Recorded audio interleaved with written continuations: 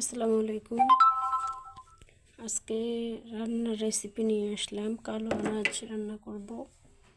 তো এই যে এখানে আলু, মরিচ, পেঁয়াজ আর এই যে মশলাগুলো দেখতেছেন, এই মশলাগুলো আমার নিজের হাতে তৈরি করা। আমি এগুলো সেল করি, দেশের বাইরেও যায়। তো রান্না শুরু করে দেই। এই যে আমার কালো আনাজের নিয়ে এসছি, এই যে কালো আনাজ কেটে রাখছি।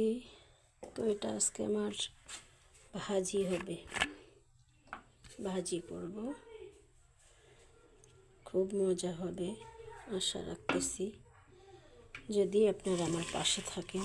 তো আমি সবসময় তরকারিটা মাখায় রান্না করি, তো আজকে আনাজ তরকারিটাও মেখে রান্না হবে, মাখো মাখো করব।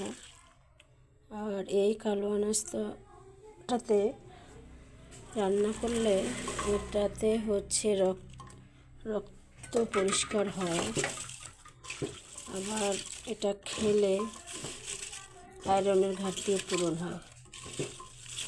তো আমরা এই খাবারগুলো সম্পর্কে এখনকার ছোট ছোট বাচ্চারা অনেকেই অনেক কিছু জানে না। এইগুলো আসলে আগেকার দাদি নানিরা বাসায় রোপণ করত, এখন তো আসলে এগুলো পাওয়াই যায় না। তো আমি এগুলো আজকে রান্না করতেছি, আশা রাখতেছি ভালো লাগবে, খেতে মজাও হবে।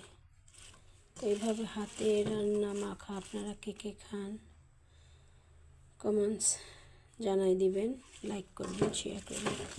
সবাই ভালো থাকবেন, আল্লাহ হাফেজ।